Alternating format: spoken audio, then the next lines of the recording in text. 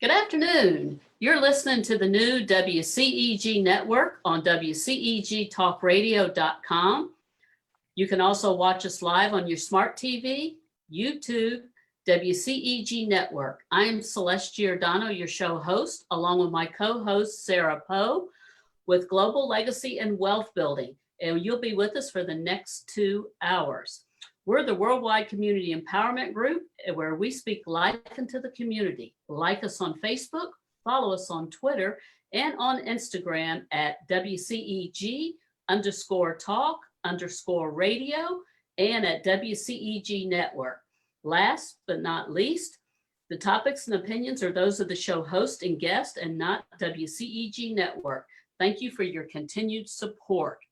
And thank you, Penny Rogers, for this opportunity for us to have this show here today. And Sara and I are extremely excited that we have a special guest tonight, and Marcia Riner from California. And we had Marcia on the show, was it last month, Marcia? I think it was 2 months ago, but yeah. 2 months ago, we had Marcia on the show. And Marcia is going to turn the tables on us today. And she is going to be the show host, and she's going to interview Sara Poe with Poe's Accounting Service, myself, Celeste Giordano with Celeste Giordano Coaching, and of course, our nonprofit, the Women of Community Impact. And we are so excited to have you with us today, Marcia. And we would love for you to tell us a little bit about yourself, where you're from, your business, and anything you have going on. I think you have some podcasts that you could share with us. We would love to know about you first before you interview Sara and I. Oh, well, thank you, ladies. This is so exciting. My name is Marcia Riner. I'm a profit and business strategist with Trajectory Consulting, and I'm based out of California, but I work nationwide. And I work with small business owners to drive and grow their profits and lead their growth through strategic planning. So that's just a little bit about me. One other side note, which gives me a little bit of credibility to interview these two amazing ladies, is that I also do a podcast. And that podcast is called Profit with a Plan. It's posted every Tuesday on Weekly Matters. And we're talking about ways that small businesses and entrepreneurs can, again, grow their profits. So that's where I come from. But I've been doing a lot of interviewing lately, and the ladies reached out to me and gave me the honor to turn the tables, as Celeste said, and really, really grill the ladies and make sure that the listeners can finally hear what these ladies are about, because they have been showcasing so many other people. So thank you for this opportunity. And I'm so excited for the world to hear about you two. You know, you're so careful not to talk too much about yourself, but now we're going to open the kimono and we're going to talk about yourself in the most greatest highlights and ideas and stories that will endear listeners even more to you.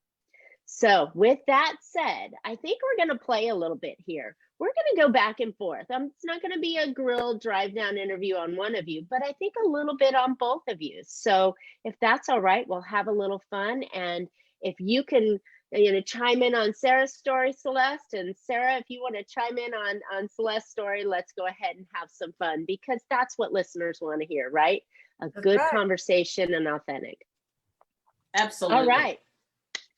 Well, let's get to the juicy stuff. Okay. So Sara, so tell me about Poe's Accounting Services. Give me a little highlight of what you do and why you're doing it. Well, I like to help the small business owner succeed and grow. I got into this business in 2008 after a lot of people lost their jobs. And I just decided that now is a good time as ever to start my own business. In just a little backstory about being a CPA, my mother told me I was going to be a CPA. I told my mother I wasn't going to be a CPA. I was going to do everything but be a CPA. I actually went to college to become a criminal justice major. Well, as you can see, I'm a CPA. I should just listen to my mother and do as I'm told. But she, we had finance people always in our background. My grandfather was an accountant back then. They didn't have CPAs, and my father was in finance. So she just always pushed me that way. So I have to thank her for that, for doing that for me. And, you know, sometimes we just need to be told what to do. But I started this business because I wanted it to be friendly. I wanted it to be relaxed. I wanted my clients to feel like they could come in here at any time. Some of them bring their dogs. We have dog treats. We've gotten busier and busier, so it's been a little bit harder for people just to stop in and see me or stop in and see Laura or Michelle. But we still like having that atmosphere, right? That they can do that at any time. Or if they come in and I'm busy, that they can talk to Laura and Michelle and let us know what is they're looking for. But I did the corporate America heels and shoes and hose and suits, and I just never wanted to do it again. It wasn't who I was. I was all about building relationships and enjoying the people. I love it. You know, having that personal relationship and that open door policy really showcases the type of people that you want to work with. And I'm sure it's very endearing to them that they know that they can trust you and walk in with their, you know, most vital information, and you're going to make heads out of it, right? You're That's going to put right. it all together in the right place. So talk to me a little bit about your team. You mentioned that it's yourself and the two girls, right? That's correct. We're all women. Michelle is my daughter-in-law. She's the first person you see when you come in. If you've ever heard of gatekeepers, she's one of the best. She keeps us organized. She keeps us on track. She's doing our social media. She's taking on new responsibilities, which has been nice.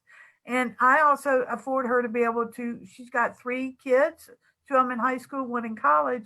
So I afford her the time to be able to go with the kids and do what needs to be done.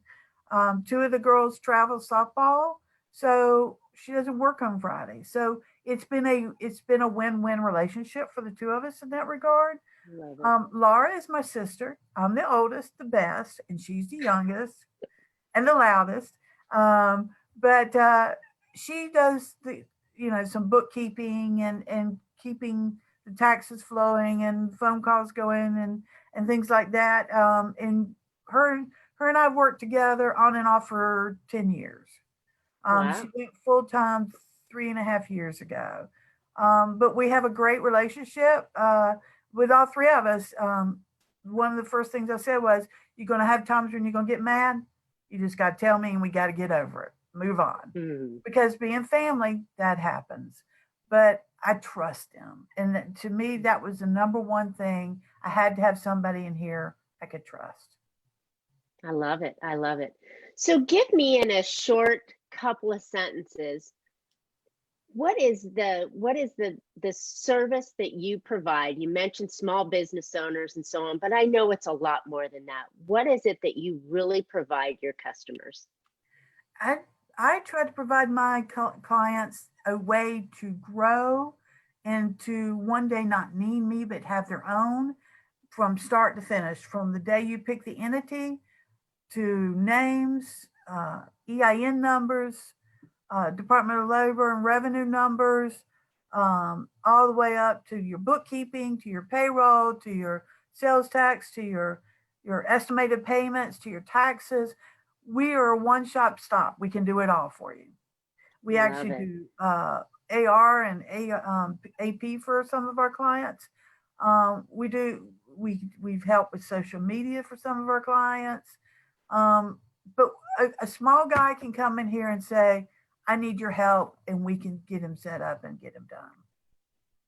Like it. So nice. And I think that's what small business owners really need to have, is that trusted advisor like that knows and has your back. So excellent.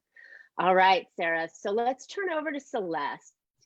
So Celeste, tell us again, like Sara, tell us about your business and really why you're here. My business is Celeste Giordano Consulting, and I started this business 7 years ago, and I started it after I retired from spending 35 years in direct sales as a franchise owner with a home maintenance cleaning system. had two franchises, one up in Greenville, South Carolina, and one in Atlanta.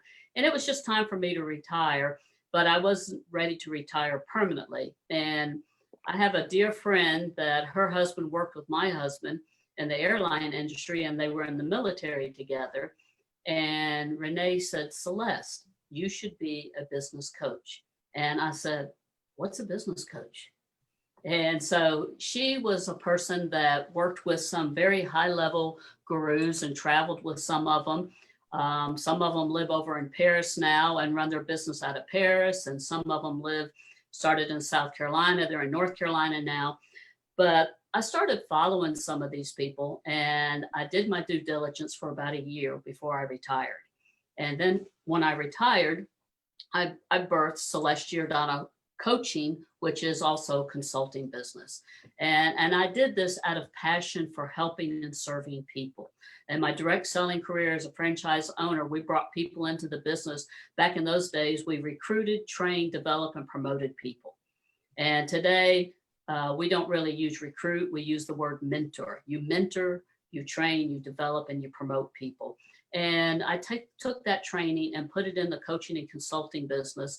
And what I've found out after visiting some of these gurus over a course of a year, that a lot of them didn't teach sales. And so that's what excited me the most, was to go in there and help people take a passion, because a lot of people this was their second career. They retired from corporate America, or they retired from education and teaching, and they had a passion, but they had no idea how to sell anything. And they were hiring coaches, and they were no better off 6 months or a year later because they didn't know how to sell their business and market their business. And so that became my niche, because that's what I spent 35 years doing, was recruiting, training, developing, promoting people. And when you start a business, do we not do that as well? So true. And such an essential part of every business owner is to have those sales skills. So tell me about your team and your business structure. Is it just you? Do you have a group? What's the structure? You know, I have always had a team from day one when I started Marcia. I've always had a business manager. I have a social media person. I have two of them. I also have a copywriter. I have an entire team. You know, it's not Celeste Giordano Consulting myself. It is an entire team. And it's because of that team of where I am at today. It's not because of me. It's because of the team, because two hands make more noise than one. And in running a business, you have to hire people that's their expertise. That's one of my things that I teach with my people, is do the things you're best at and delegate the rest. And I've always done that. And you know what? And it's not easy to do that in the beginning, because you're counting the pennies or the dollars or whatever. And it's hard to do that, but you just have to understand what you need to make your business succeed. And then you have to go to work to do that, so you can have that team do everything around you. So you do what's best, which is having conversations, networking, and building relationships, and selling your product or service, because nobody can do that better than you. So true. So true. We all need help in every single way going forward. So now, listeners, that you've got a little bit of a taste of what Sara and Celeste do, I think we'll get into some ideas or stories or examples that the ladies have, so they can showcase what they're doing. So Sara, one of the things that I always say on my podcast and to my listeners and to my folks is that you should never, ever, ever, and I mean never, ever, ever, do your own accounting, right? And so that is something that absolutely needs to be done by a professional. And there are so many tricks and easy ways to get it done well. So do you have any ideas or tricks or strategies that you use with your customers to make their accounting simple and easy in their business? Well, first off, I ask them questions and they look at me like, why does she want to know that? I ask them, so what major events have happened this year in your life? Or what do you see in the next 2 years? Because I can't do any tax planning or anything until I know the overall picture, right? What are we working towards? Because in a business, we may be going to have $1 million sale next year and it's not going to be on the books this year. So we may not want to take all of our bonus depreciation, right? So we need to have those answers ahead of time, so that we can plan out accordingly. Just like a small business owner, he needs 2 years of financials to buy a house. So we need to plan that out 2 years in advance of what we're going to do and how we're going to handle that. So I ask questions that they just think are ludicrous, but it always helps. I'll give you one example. I was with a couple and the husband goes, "Oh, I wish we could write off those wigs." I said, "Well, why do you wear wigs?" She had a skin disease that all the hair on her body fell off. So she had no hair in her head. So I said, "Will your doctor write you a prescription for wigs?" And they got me the prescription and we wrote off the wigs. But if we hadn't been having that conversation, that never would have happened. So it's trying to find out the big picture of their lives and how to. And I think that is incredibly unusual in the accounting world from my experiences. Accountants tend to be backward facing or rear view. This is what happened this year, so this is how we can handle it. But you have a very positive view on things, that you want to start planning for the future and go after opportunities that are coming down the way. And the only way you can do that is by getting to know them and asking those strange questions that you're asking, right? That's correct. Yeah. Excellent. Excellent. So considering that forward facing and planning, because I'm all about the planning with my business and my strategies. How do you get the customer to come in and talk to you about these things before they make those decisions? Well, typically they have one bad experience and it never happens again. Let's just say they decide to take money out of their 401k. Well, they don't realize the penalties that are going to go with that and all the additional taxes. Well, they just paid $35,000 because they didn't ask the questions ahead of time. Going forward, they'll call you, make an appointment, sit down, and go through those things. Or they'll sell a vacation home and now have $200,000 in additional income that they weren't planning on. So they have one bad instance typically, or I give them an example of somebody without telling names or anything like that, saying, "This is why it's so important to talk to me."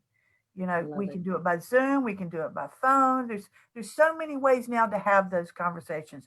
Don't let it just go by. Take the time and do it. Great. Thank you for that. Those were some really good ideas. So Celeste, when you're working with the business owner or the franchisee or the team that's trying to really make a difference in it, what are some of the tips and strategies that you recommend right in the beginning to make sure that success happens quicker rather than later? Well, one thing, Marcia, is in the very beginning when I started my consulting business, I invested in myself and hired a marketing firm and came up with a signature talk, signature workshops. And what we did is I started doing workshops in the very beginning. And in the beginning, Sara and I go back to networking back in 2013, 14, somewhere around there. We went back to that, and she was a CPA. So some of the business operating strategies, one of the first things in my workshop is that you have to have a relationship with an accountant, an attorney, with a banker, a financial advisor, an insurance agent, a social media manager, business manager. And I'm a firm believer right away, and this is why Sara and I do a lot of workshops together, is the first thing you want to do, as you said, as you started, is you need to have a CPA or a bookkeeper in your corner. I don't care if you're making 50 cents profit or you're making $5,000 profit. You need to have a CPA and you need to have a relationship, because you don't want to have to need them, under an emergency situation. The same thing with an attorney. Don't wait till you need an attorney, because I promise you, you're going to need an attorney in your business. And it's better to have that relationship instead of asking people, do you know an attorney that I can reach? Or, maybe you've done something, that you didn't know. I'll give you a good example. When I first started, I didn't know anything about pictures off of the internet. I thought that if you Googled a picture and they gave you a picture, you could use that picture. Well, guess what?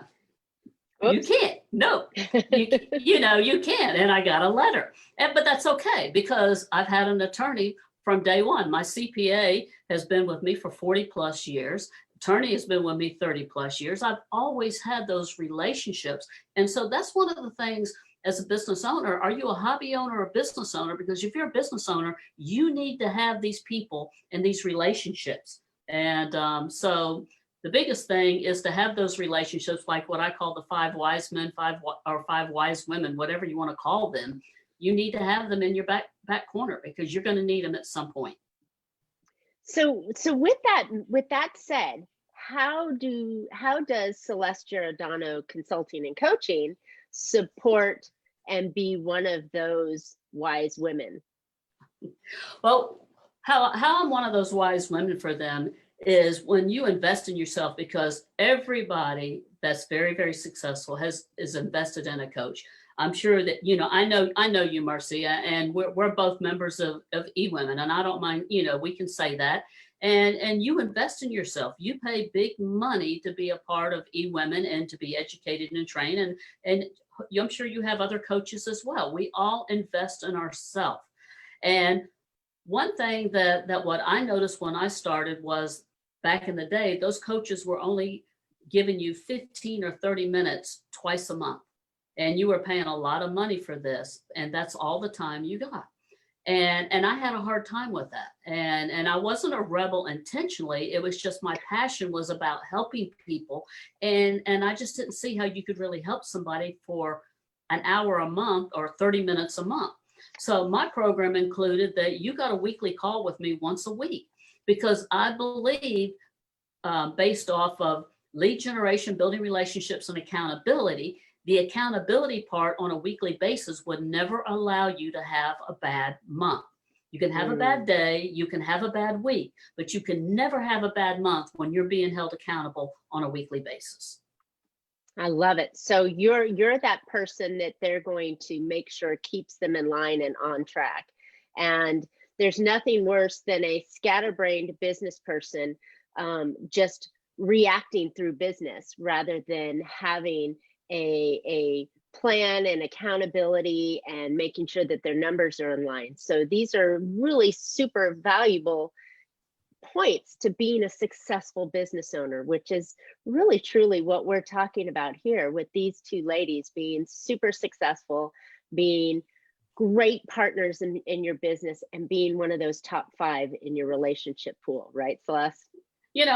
Absolutely, Marcia, because, the other thing, talking about knowing your numbers, people that have created a business entrepreneurship or even a corporation or a company, and they just started this, a lot of them aren't used to tracking their numbers, and they don't know a lot about sales. And, if you're not being held accountable to those numbers on a daily, weekly, monthly basis, what happens is, next thing you know, in 30, 60, 90 days, a lot of these people are out of money, and they had no accountability, and they had a great idea or a great passion.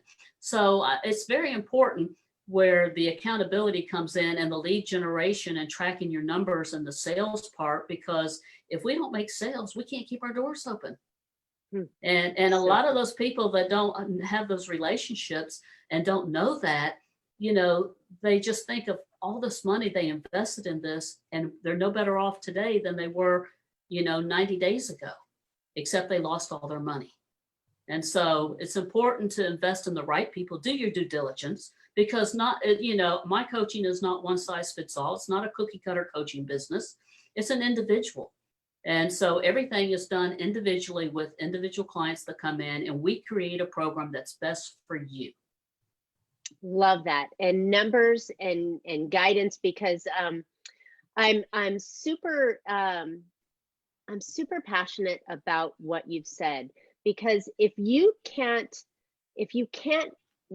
don't know where your numbers are, and you don't know what you're doing day to day, then how are you going to know whether you're on track to meet the goals you put in place for yourself?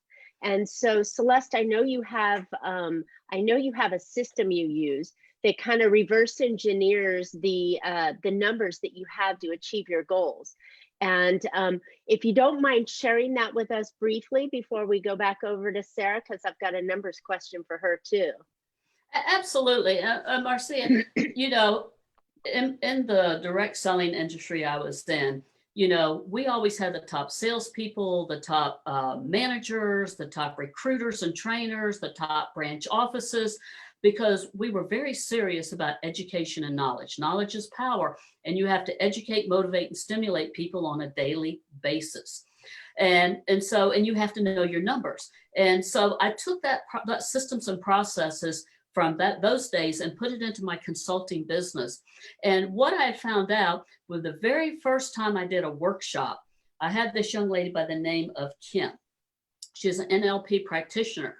And so the light bulb came on when I explained to her that you focus on the leads, not the money.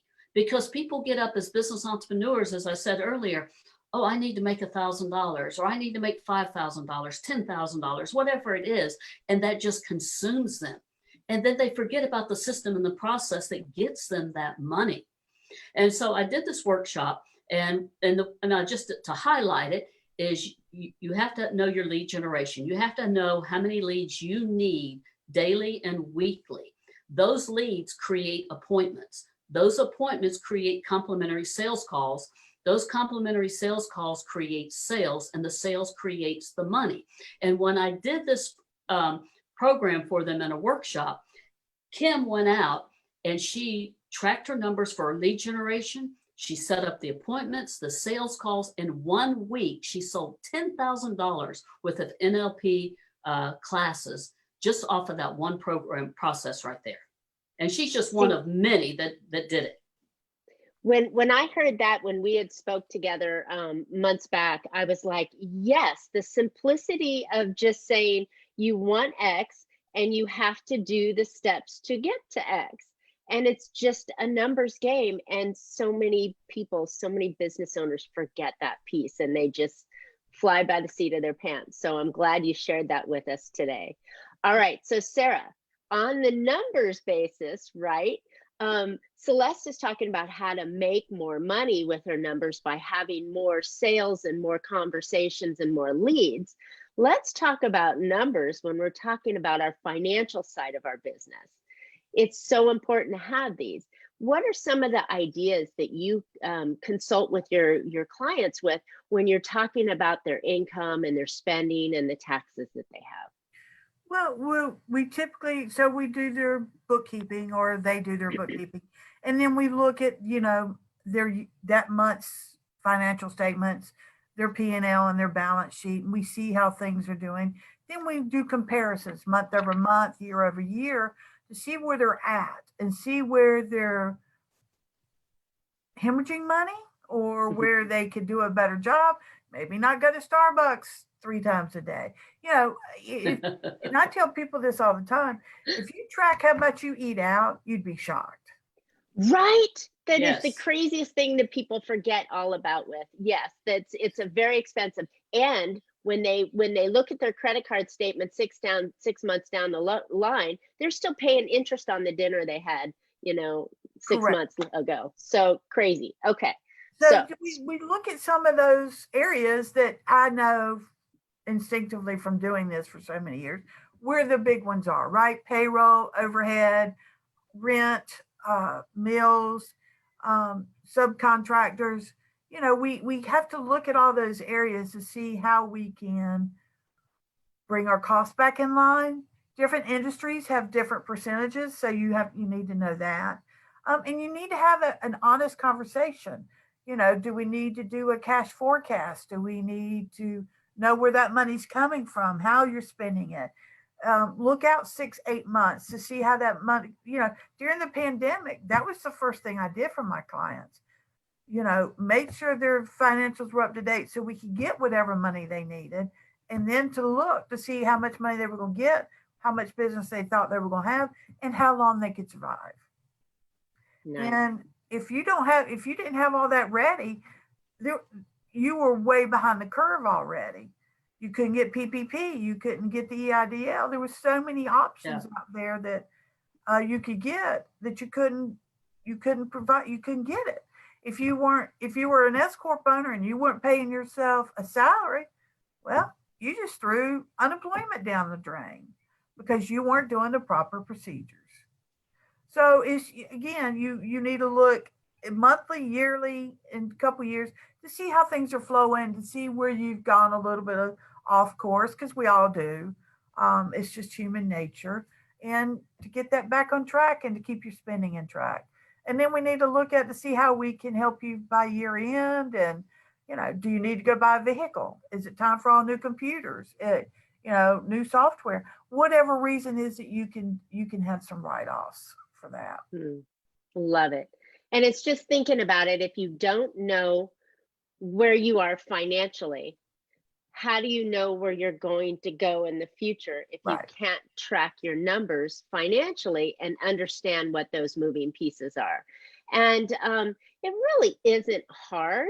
I know a lot of people hate the word budget. They think of it as a diet, right? Oh, they can't have, it's a hand slap and these kind of things. What are your thoughts on a budget? I love budgets. They're a guideline.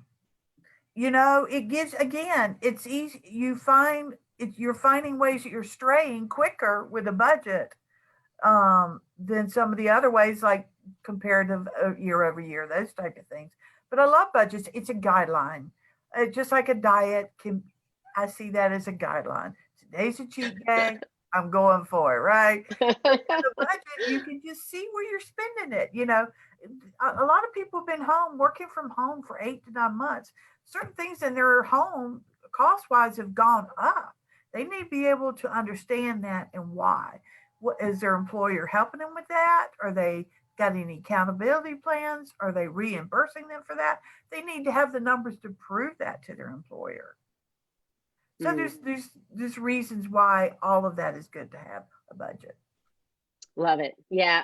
I like to think that a budget is simply a reflection of what you've spent in the past and a forecast on what you're going to spend in the future. So it's not restrictive. It's just laying it out. And it's probably the biggest eye opener my clients get to see when we lay out that budget for them and they're like, oh, really?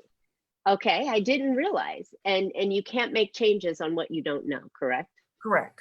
Like before the pandemic, entertainment was a huge percentage of people's budgets. That goes out to eating, movies, all different concerts. Right now, we don't have those, so they're not spending as much. But if they would compare before the pandemic and now, they would be shocked. Yeah. Oh, with the eye opener. Of really, truly how much they spend. So here in Southern California, we tend to wear our wealth on our sleeves and on our car and on our watches and in our house. We're in the world of pretend. I like to say that there's a whole bunch of $50,000 millionaires out there because they pretend so much. But I'm sure it's not always like that and elsewhere in the country. So it's an interesting thing. But all right, so let's talk a little bit. You brought up, Sara, the impact of COVID on our financial numbers, how our entertainment expenses have changed. You also brought up the fact that maybe if you've got employees or you are an employee, your heating and air conditioning has gone up and your utilities have gone up because you're at home 24/7. And what kind of solutions could you recommend to listeners that they can implement into their business or into their financial life that can help improve things? Well, so I'm the owner of my company, and 2 of my girls, they worked from home during that time. So we looked at what they were spending their money on now. If they needed supplies and things like that, I could get that to them, go put it on their porch, that sort of thing. But they spent more on the internet, they spent like heating and air, more food at home. So we look at those expenses before and after. Maybe I need to reimburse them for that, as an accountability plan. Or there's a code section in the IRS that it gave us the ability to do that during this time without them being taxed for that. Nice. So those are things that as a business owner, you could do for your employees. I know most people, it was overnight that they had to go work.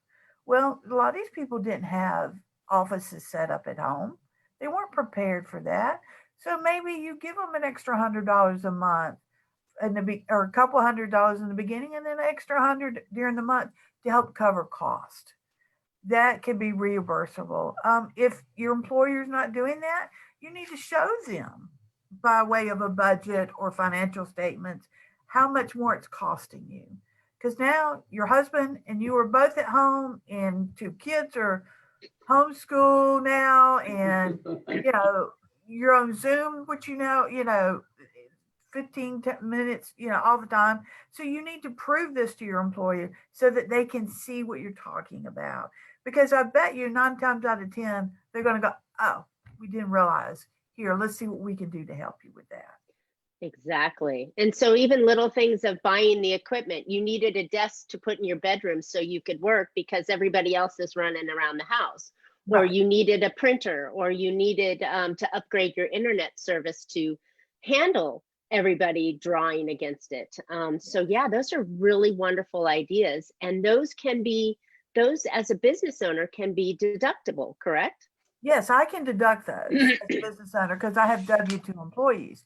Now, if they were self-employed, then they could deduct it on their tax return as a home office deduction, right? So it depends the type of, if you're a sub or a W-2. Gotcha. And the old home office, you need to have a door outside kind of thing no longer applies, right?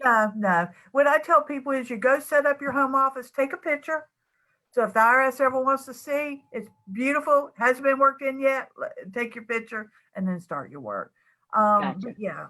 And now with the home office, there's a standard deduction. So you don't have to get all that other information together. And 9 times out of 10, the standard is higher than if you worked up all the numbers. That's a good point. Yeah, you go through all the hoops of burning fire and you produce every record for it. You put it all out there, and at the end of the calculation, it goes, oh, you should just take the standard deduction. Right. Now, and a lot of people, they pay all their bills online, so it's just a matter of pressing a button and they've got their numbers, right? Excellent. So it's a lot easier than it used to be for that. But and I always tell people that first year, I want to see it both ways, because I want to see what all is touching that house that we can deduct as opposed to just standard, because you don't know in the beginning until you work until you get in there. Excellent. Those are great tips, and I think every listener can still focus on it. And it's November, so you still have time to make any changes that you have or look back at what you've done. So I encourage listeners to really get with Sara and talk about your accounting and your bookkeeping and your numbers, so you're not leaving any money on the table this year. This is going to be an unusual year, and you're going to need more help than ever. So definitely reach out to Sara and get some help on that. So Celeste, how has COVID affected your business and your clients? That's a very good question, Marcia. It affected networking in person. And there's nothing like building relationships by building these relationships in person and attending networking events. We all of a sudden went to attending many networking events a week and a month to going to Zoom. And I remember when the COVID hit in March, I was traveling to Cincinnati to be a guest speaker for a lunch and learn in Cincinnati and planning to speak in person. And when I get there the day before the event, the COVID had happened, and they said, Celeste, what do you think about doing Zoom? I said, I've never done Zoom, but I'm game, let's do it. And so now, we have gone to Zoom. So I think that's affected a lot of people. But again, you have to work smart, and when you have a business coach that's in your corner to help you, because we all got burnt out with Zoom. And how are you making the best of your Zoom events? And, it's great to pay to go to some of these Zoom events and have opportunities to have breakout sessions and meet people. But what are you doing to follow up with these? It's not like the same thing as meeting these people in person. So you may have to follow up with several phone calls before you really get into a sales conversation, with these people. Or they may not even be interested in you, because I think a lot of people went to these Zoom calls where it was all about, they were in crisis mode, want to talk about themselves and sell themselves when they weren't building relationships. And so it was a pretty awkward thing. But one of the biggest things that I recommended is create your own Zoom events. And you be the host and create a workshop and do it via Zoom. Instead of doing the workshops in person, we're going to do them via Zoom. So a lot of my clients that we have, a lot of times we pair up together, or we do two of us, or there's three of us, that we'll create an event together. So we created some events and then built the confidence up in them to create their own events.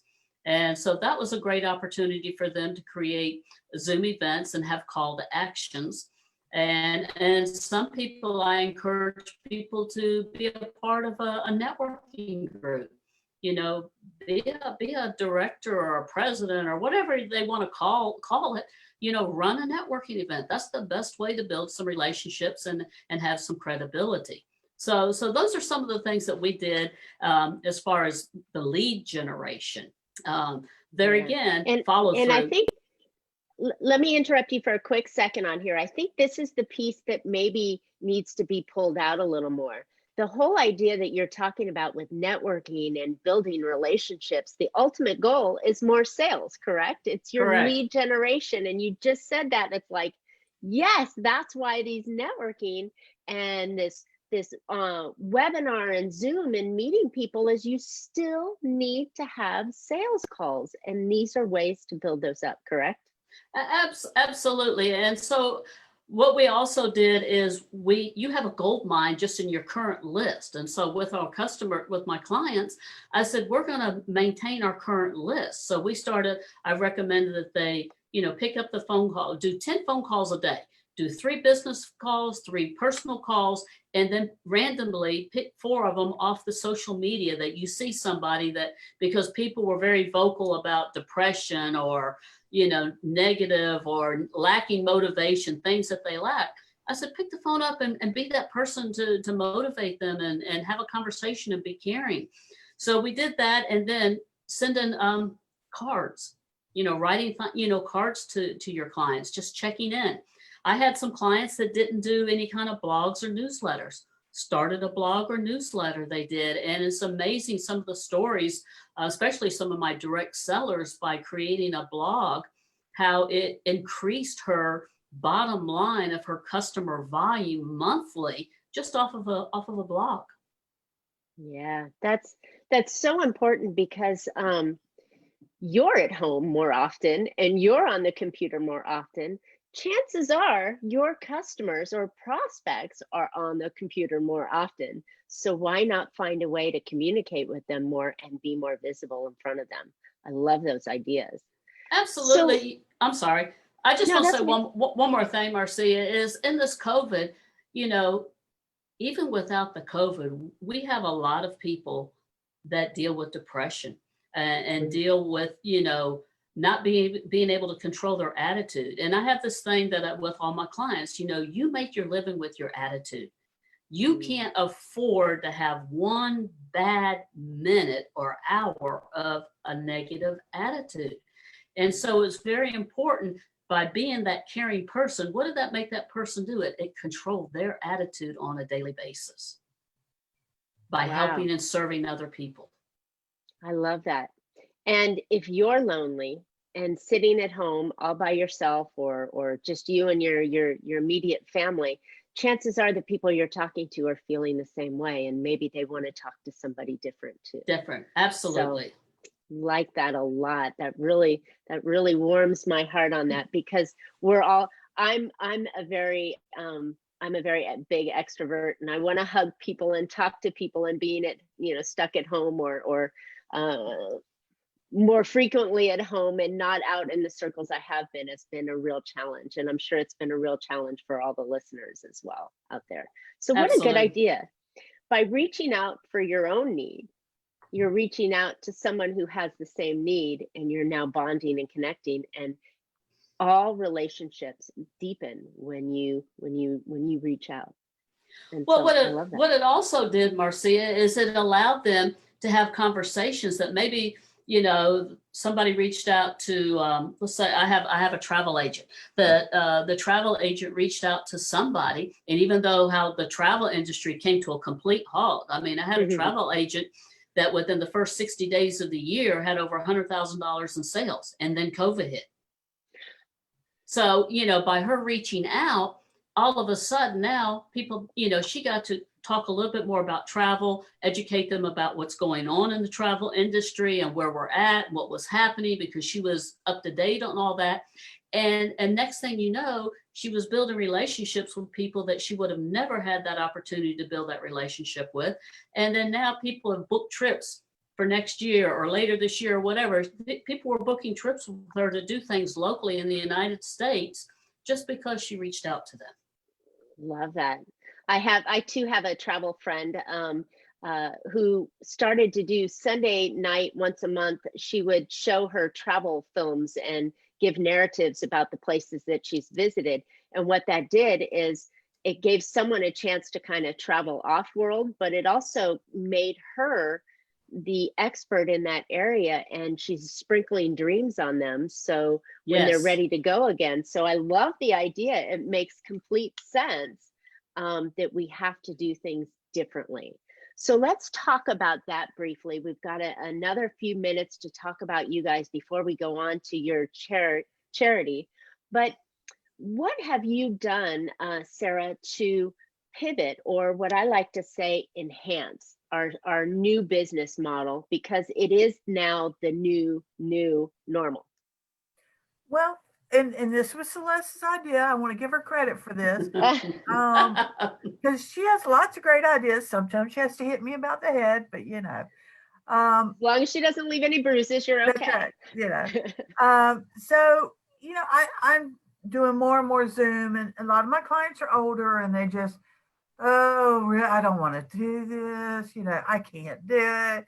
I don't have my grandkids here to help me. And so she gave me the idea of having to invite them into a Zoom call to teach them how to do Zoom, how to set it up, how to get the free version. Then they can check in on their grandkids or their parents or whatever those circumstances might be. But I'm offering that to them as a free incentive to learn how to do it. And that's coming up later this month. And I've been pleasantly surprised of the responses about how people, wow, you're going to do this for free? You're going to teach me? They've been very happy that, because most of the time, 9 times out of 10, these people really want to know how to do it. They just don't have anybody to show them. Right. What a nice value add, though. And you're endearing them to you because you did something to help them. Right. And then, also in this new time, everything goes through portals. Everything's got to be encrypted. Everything, you can't just email me stuff anymore. I can't just email you stuff anymore. It's too easy to be stolen out of the network airways, whatever you want to call that. So because of this idea, the 1st of December, I'm going to teach a class on how to use the portal, because I get every year, I don't know how to do this. Just email it to me. And every year I have to go to them and explain to them, I'm not allowed to do that. Right. So, and then this way they'll have their tax return for whatever reason they may need it. It seemed like everybody got a refi this year and needed their tax return again. So this way it'd be there in the portal for them to use, and they can give it to whoever they please. They don't have to come through me. So because of her idea, I'm going to expand on that. I love it. So safety, security, flexibility. It sounds like you're really evolving your business to be more online friendly. Yes. Can I say a few things about that, Sara? When Sara and I were having this conversation again, we have weekly conversations. We meet for breakfast and things of this nature. And we didn't know a month ago where COVID was going to be, and tax season was right around the corner. And so this is where I told Sara, I said, she likes to have, well, we implemented many years ago about having conversations with her clients in the months of November and December, because we also implemented renewal contracts with them, correct, Sarah? Where we implemented that. So, now it's fresh in their mind, not only the value throughout the year, but in the last 2 months, the extra value that you're giving to your clients. And so I said, we don't know if we're going to go into lockdown with winter or whatever, and you have a lot of older clients and people that have brick and mortar businesses that maybe, don't know how to use Zoom or something along that nature. So this is something of value that you can offer to them. And we have an expert person, and I don't mind saying her name, Shannon Donasay, with 5-star social media.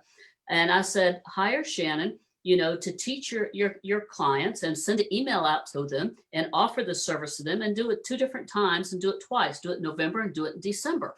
So now when you send those renewal contracts out, what are they going to remember? The value, the extra value that you're doing for them throughout the year. And why wouldn't I want to renew my contract? So it's been a win-win situation. But, we just sometimes you hear that saying, we can't see the forest for the trees. And this is what having a business coach does for you sometimes. It's not that something's magical. It's just you're visionary and you can help people see things that they already knew. And then look at Sarah. She exponentially increased it through teaching security now. Right, Sarah? Yeah. I think that's a great idea, because you're also preparing your customers for next year's tax season. So we all know that your life, Sarah, goes, underground and under buried paper and all this crazy stuff. But in reality, the future of taxes and financial strategies and your accounting is all done electronically. So if you can teach them how to use the tools, it's going to make your life easier. It's going to be cost savings, because you're not scanning and replicating data and you're not doing all these crazy things. You're truly, by giving them this education and value, is you're training your customers how to make better decisions financially and safely secure their financials. So hands off to you, or hats off to you. I think that was a fabulous idea, ladies. And what a great way to enhance and pivot. All right, so Celeste, how have you enhanced or pivoted your business since COVID hit?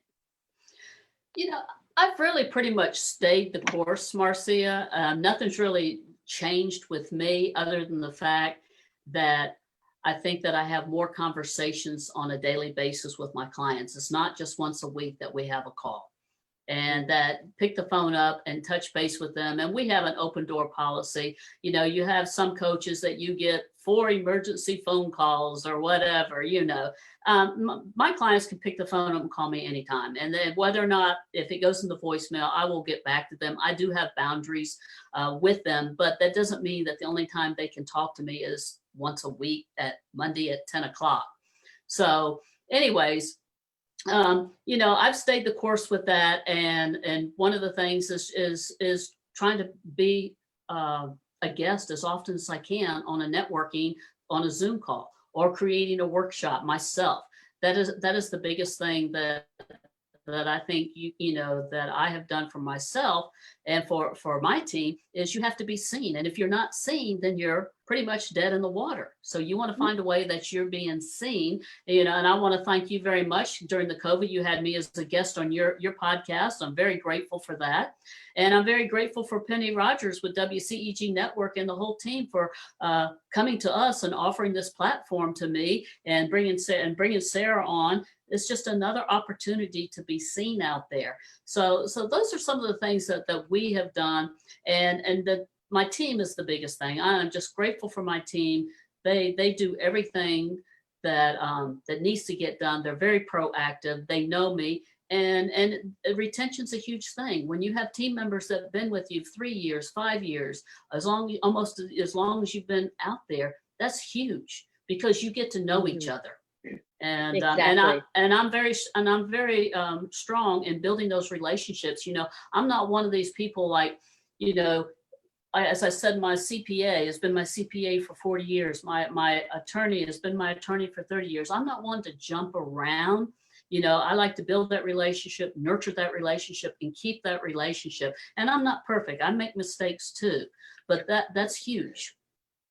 No, and it sounds like everything that you live what you teach, and your stories and the explanations that you've given us today have really been, it sounds like, about you as well as the people that you coach. And as you were telling and bragging on Sara taking those great steps, that was you coaching her. And I think that the process that you have and your authenticity and the way that you coach is what business owners really need. They need to have that person on their side and helping them and guiding them through unusual times like we're in. And it sounds like you've been doing wonderful things with them and guiding them in the way that they need. Well, and also, Marcia, because you do some coaching and consulting yourself, what I like for the public to know is when you hire a business coach or a consultant, you're not, you're going to get some instant gratification and some instant success, but it's a period of time that you build up. You've got to build that firm foundation. I have a client, Jill, who's in the direct selling industry, and direct selling can be anything from Melaleuca to Amway to essential oils, whatever. Building a team. And, it takes several years to build those relationships and build a team and make sure that you build a firm foundation with that team. And what I love now, like for Jill, is we have sales conversations maybe almost every day. She'll role play a sales conversation. So she'll say, do you have 5 minutes so that I can role play the sales conversation? This is a situation. And then we role play it out. And then she'll do a Zoom call with them on this, and she'll call back and got another one signed up, and, you have to be very proactive and creative with that and allow yourself time that it's not an overnight success. And you're going to hear people say that I'm going to make you $10,000 in 30 days and blah, blah, blah. Yeah, you should be making money right away. But again, it's not a sprint. It's a marathon. Yes. So true. So true. And anything that we add into our business and build on our business is designed to improve it over the lifetime and improve the direction that we want to go. So we've been talking a lot about the coaching and consulting business side of what business owners need. We had Sara on. It looks like we lost her for a little while due to technical issues. She sent a text and said that her internet just went down. We've got a few storms in the area, so we'll see. We'll see if we can get her back on. And then Sara's been wonderful in talking to us about the financial side and the accounting and tax opportunities and really understanding your numbers. So this has been some really great conversations about highlighting you two ladies and how amazing you are with your businesses and the impact that you have.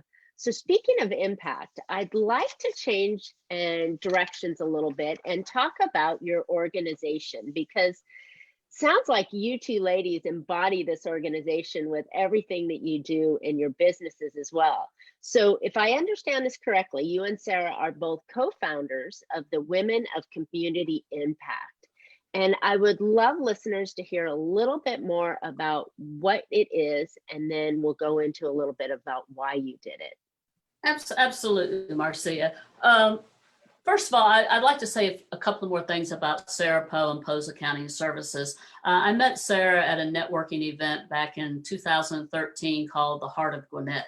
And it's a networking group locally in our county here. And Rodney Cameron did a phenomenal job in the community bringing this networking group together.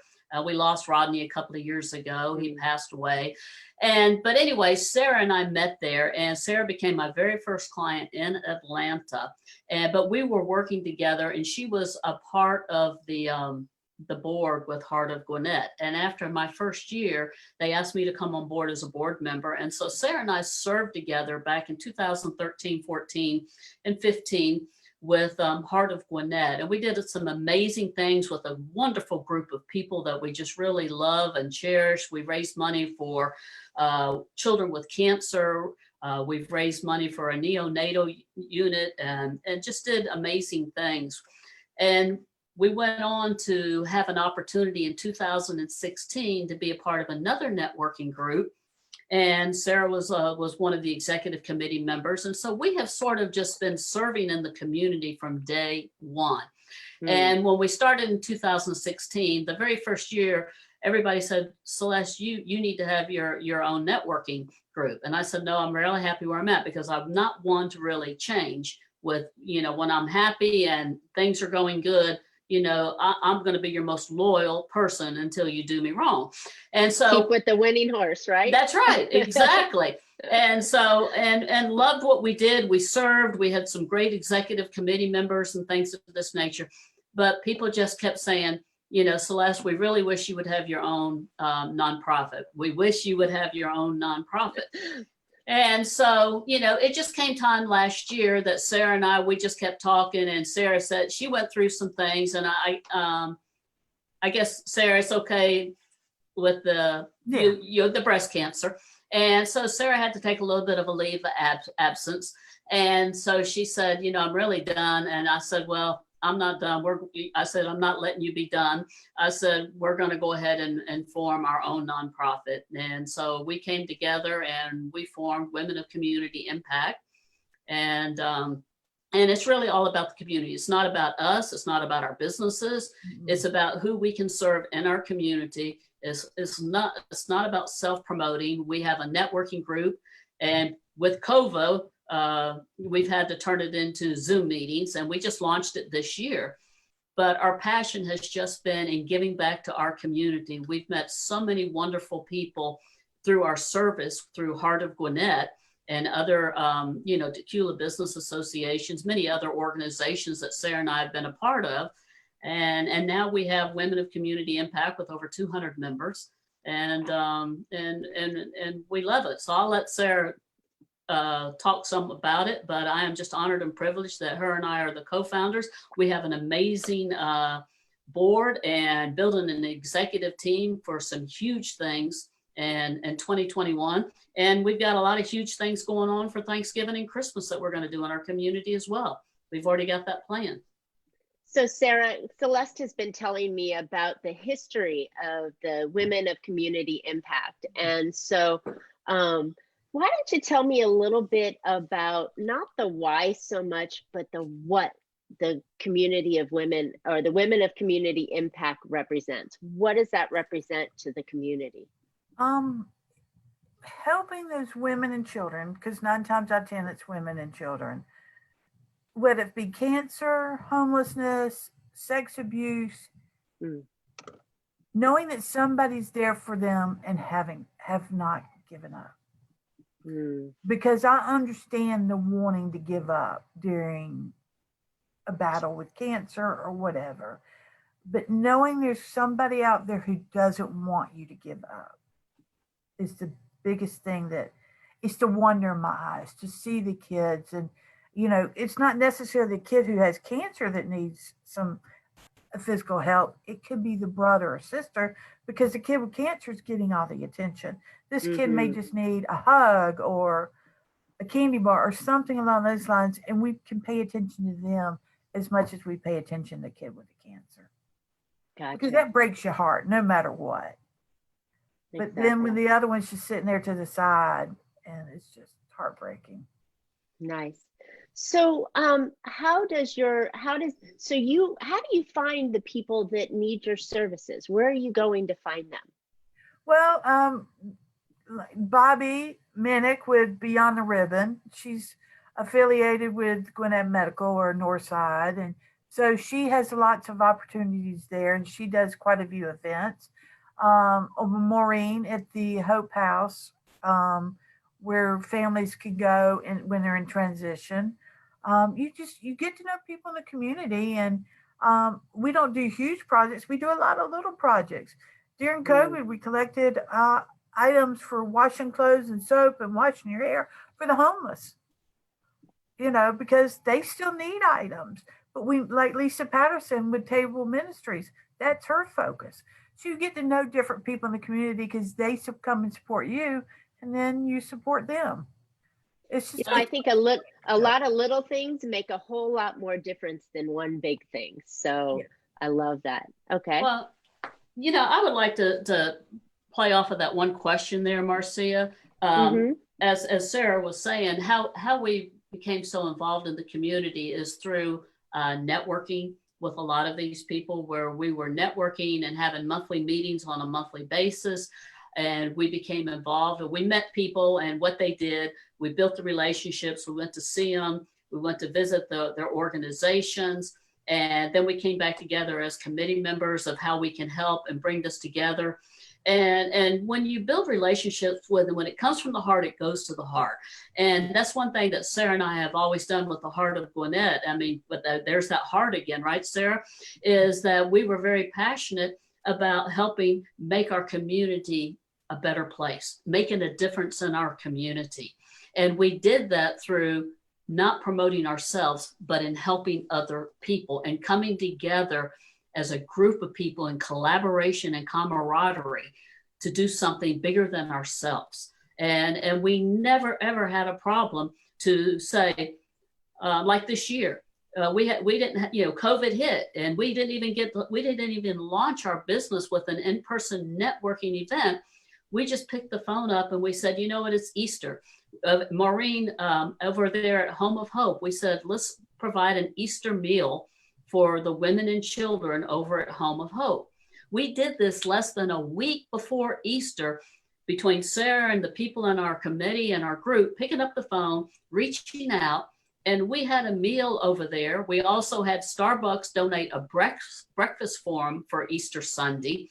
And then, like she said, we built relationships with other nonprofits that came together. Bobby Minnick with Beyond the Ribbon did some goodie bags, her team did. And then Lisa Patterson, as she said, with the personal hygiene items, put some things together. And people just want to be involved with helping something bigger than themselves, because what starts out wrong ends up wrong. What starts out right ends up right. And we've always started out right in serving. Is that true, Sara? Yeah. Wow. What an impact. And, finding an organization that you can get behind that has the values that you guys have is really the right direction. Excuse me. So what are your values? What are you looking for when you're talking to these people? A servant heart, somebody who doesn't just think about themselves, but is willing to give of themselves. Because not the people in your community, the people that you're serving. What gives them the opportunity for you to serve them? It's their time. It's their time to be served. We all have our times to be served. And asking for help is one of the hardest things that people can do, because I've been there and had to ask. And you don't make them feel guilty for having to ask. Of course not. Humanity is so important. Right. Well, and the other thing is, Marcia, is Sara and I have noticed in the last couple of years, we have become very, very good friends with some other nonprofit organizations. She mentioned Bobby Minnick with Beyond the Ribbon, Lisa Patterson with Table Ministries. We have Tanya with, I forget what it's called up there and coming. I apologize, Tanya. But we met some amazing people that are helping and giving back. They're nonprofits. And they would always come to Sara and I because they would attend our events, our workshops, and things of this nature. And so I told Sara last year, I said, we need to create a workshop for nonprofits to help them. And we had our first workshop in March, and we had over 20-something people at this workshop that were nonprofits and helping them.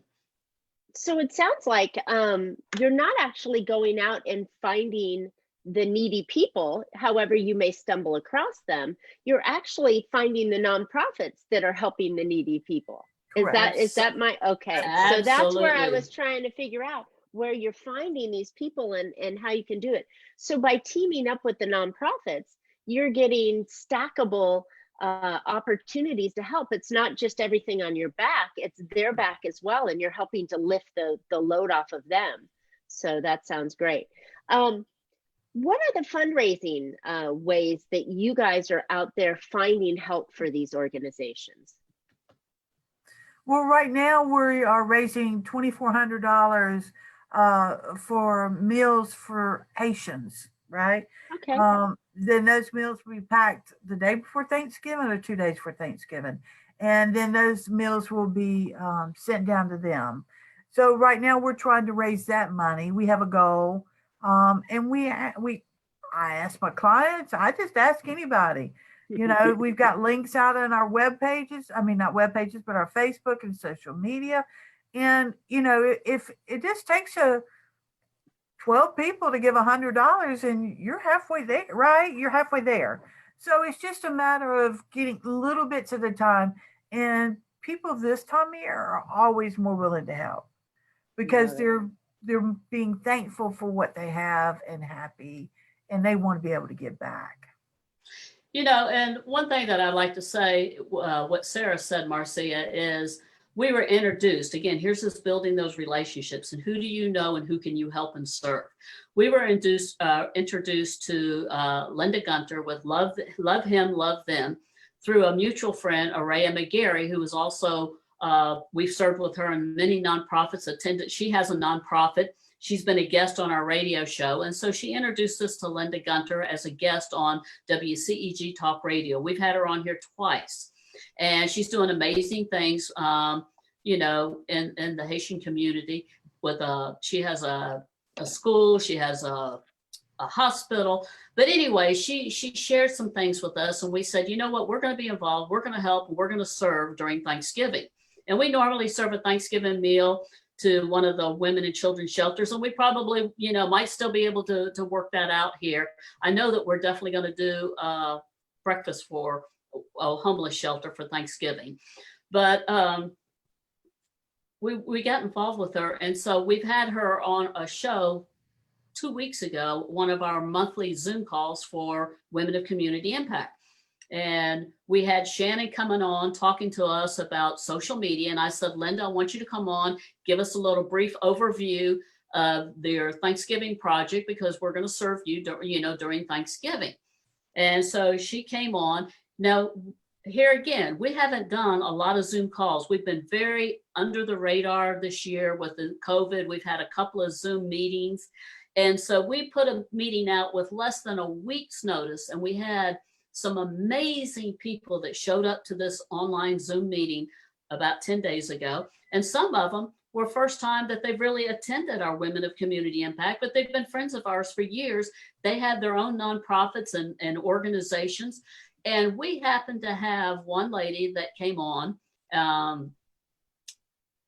Adeline, I said her name right, Adeline Dryden. And she's an accountant and bookkeeper, and she happens to be from Haiti. And we always believe, you believe whatever you want. When I talk belief, I talk about God. God lines people up for all the right people in all the right times. And he lined the people up and lined her up. And she's got a big event coming up. And she heard what we were doing, and it touched her heart, brought tears to her eyes. And we made a commitment. And she says, we're going to commit. We Rock will commit to $1,200, because she was passionate coming from that. So that was half of it. And we didn't even expect that. And so what a surprise. So again, it touched people's heart, and she came on board with that. And then what we wanted to do in talking to Linda, Sara and I went and met with Linda this past week. And so we learned more about it and the meals that they prepare, 13,000 meals.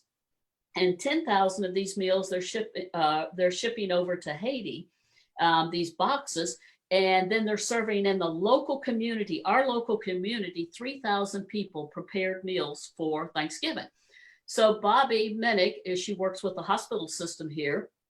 She is very close to a lot of women who are diagnosed with cancer or going through cancer situations. Some of them are single parents, right, Sara? Yeah. Some of them are married, some of them are single, and some of them are having hardships. Some of them even live in an extended stay place during the COVID. They've lost a job or lost a home. And so what we decided is that we are going to deliver the meals to these 20 families for Thanksgiving through Beyond the Ribbon. You want to comment on that, Sara?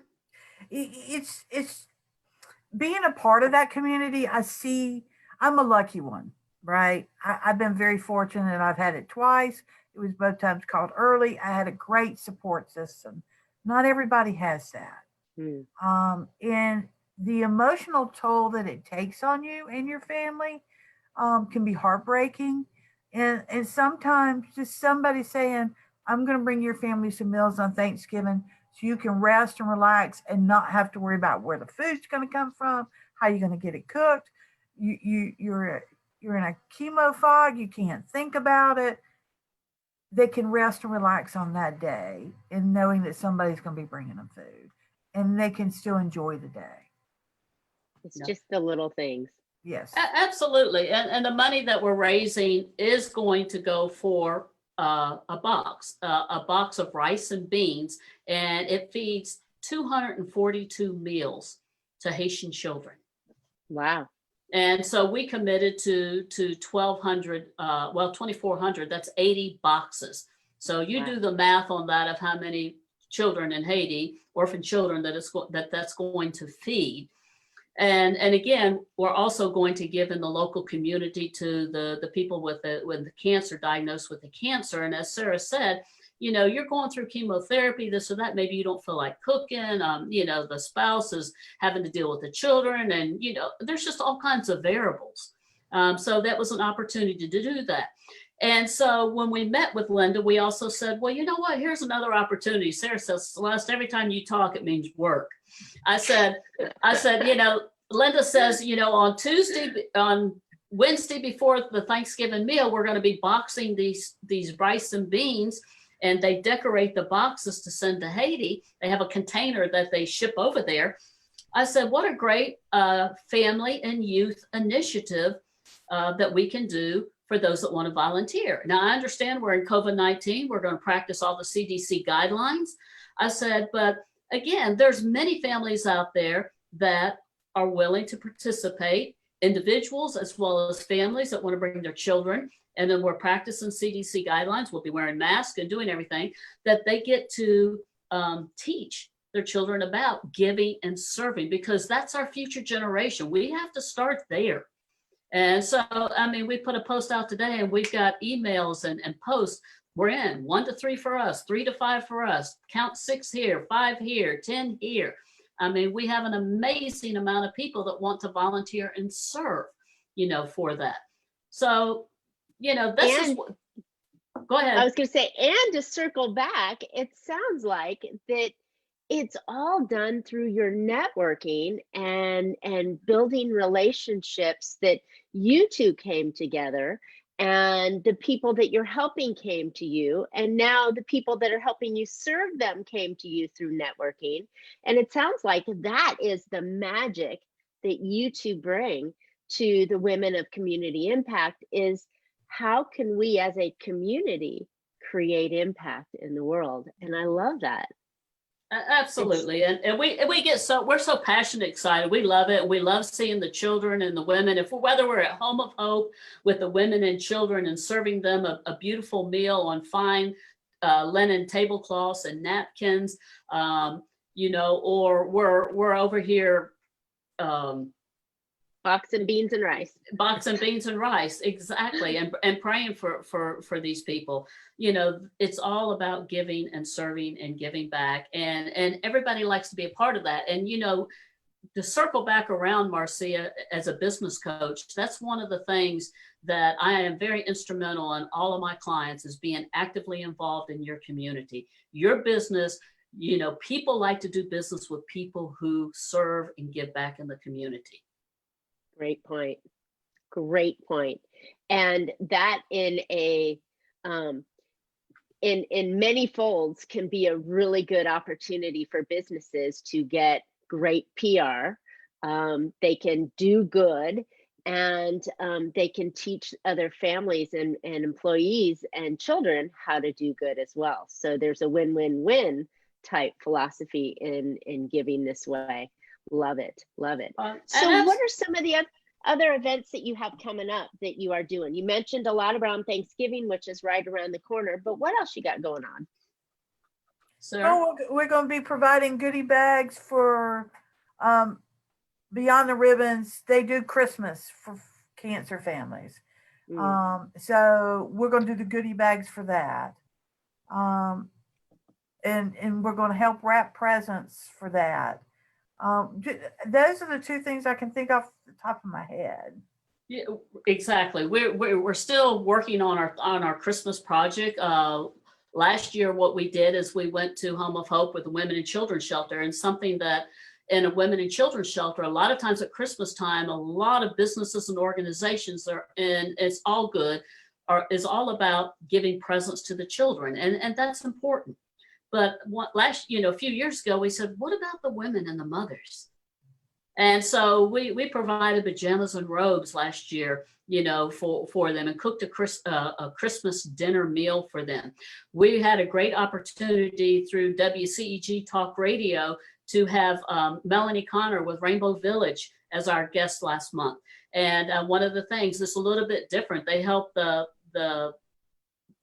homeless people, or the people that are having difficulties with having their own place. They house families. They have apartments, and it's a whole family unit. It's not just women and children. It could be a spouse involved there. It could be a grandparent raising a child or whatever. But they have 32 apartments, and so we're working with them to provide a program that we'll be doing with them.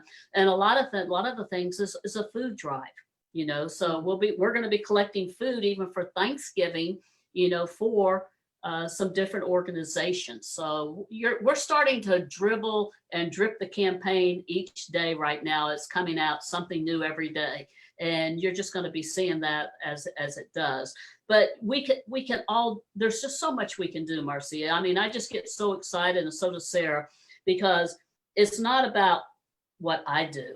It's what we do to collectively together in collaboration and camaraderie, and people just get involved. And I mean, when we first announced this a couple of weeks ago, our private message just burned up with, I'm not going to be here Thanksgiving, but put me down, send me the link.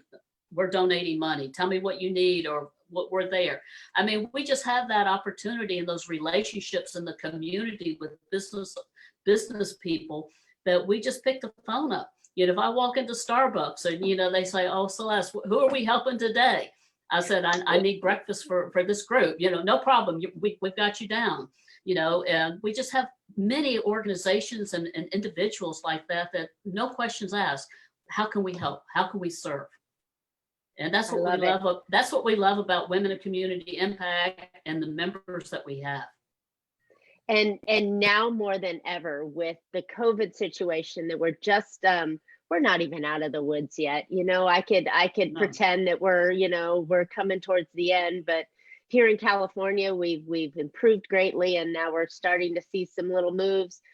As the cold weather comes in, we don't know where this is going to go. So now more than ever, people, whether they're in this community, that community, this race, that race, this political version or that political version, everybody needs help.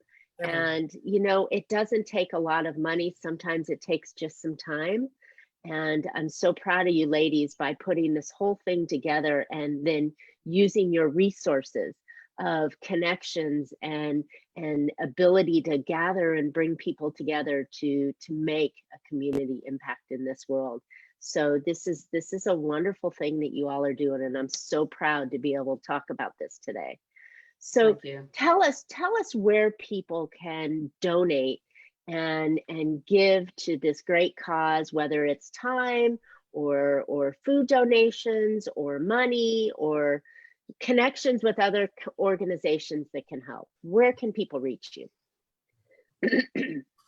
Sara, you want the PayPal link, please? The donations, we have a PayPal link. The Women of Global Change. No, Women of Community Impact. Yeah, Women of Community Impact. But we have a PayPal link. It's a paypal.me Women Impact. So you can go there and you can donate. Today I tried to donate money. It said you can't donate money to yourself, because I was the one that set it up. So it's got my name and my email. It's like, oh, okay. I have to give somebody else some money and let them do it. But we can always use canned foods. I've got an office here in Tequila, Georgia that people can bring, or they can email us. They can go to our Facebook pages. They can go different places, and all that information is out there. We have events, and it shows what we're doing and what we need. So they can basically go to Facebook and then go to Women of Community Impact in the search engine, and they should be able to find your group there, correct? Yes. Excellent, excellent. Absolutely. Or like she said, any of our personal pages, Sara Poe or Celeste Giordano, our business pages, we support that as well, that they will see a link or something, where they can help. And the canned food drive, we're going to start in the drip campaign. We'll have the locations where you can drop canned goods out. Some of the cancer families are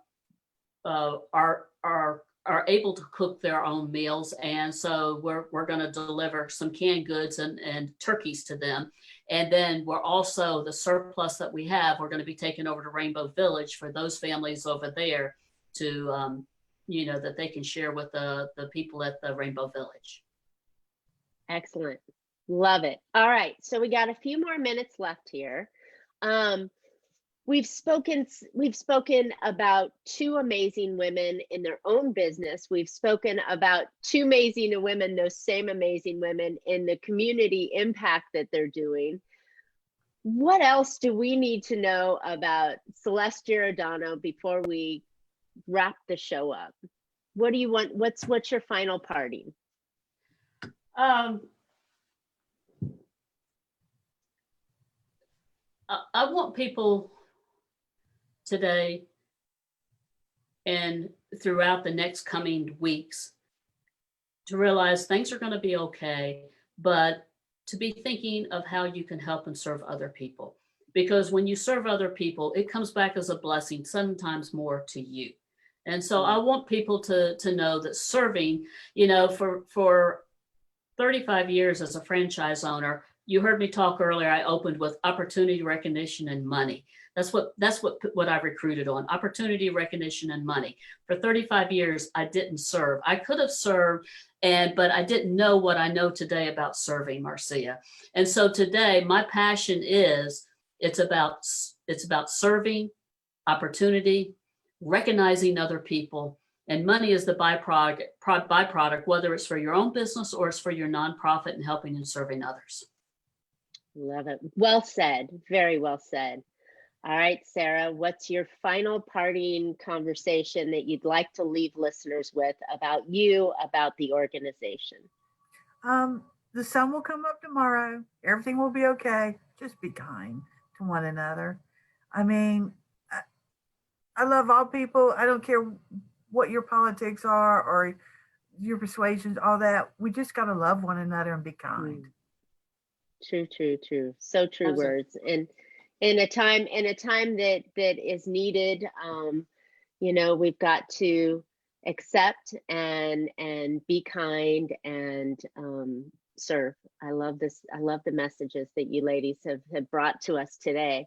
So if I understand correctly, this is going to be the final episode for this year, because you're going to be busy serving and doing and wrapping up the tax year. So I have been completely honored to be part of this last show and to highlight you two beautiful ladies and the impact that you bring in. I'll let you guys take it down from here.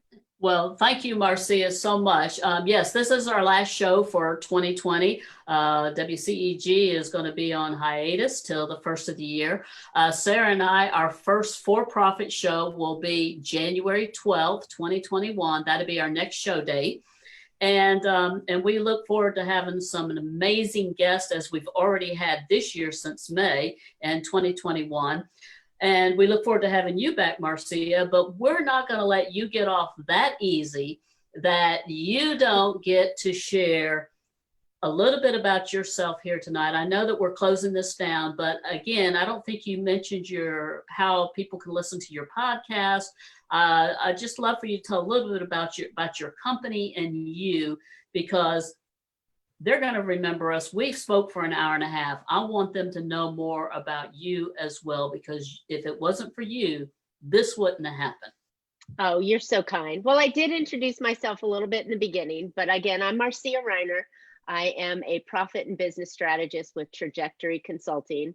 You can reach Trajectory Consulting at trajectorybiz, that's biz.com. You can always I've got some great tips at 6 tips how to survive and thrive in this season. These are really valuable things that you can put into your business right now that's going to turn things around for you. And you can pick those up at failproofbiz.com. You can hit me up on any of the social medias. It's Marcia Riner, MarciaRiner, or Trajectory Biz Consulting on any Facebook or LinkedIn. I'd love to connect with you.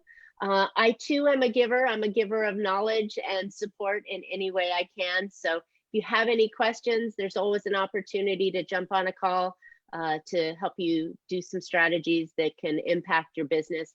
And then I'm a great referral source. So these ladies are always in my wheelhouse. So there Absolutely. I am. Your Profit podcast. with a Plan.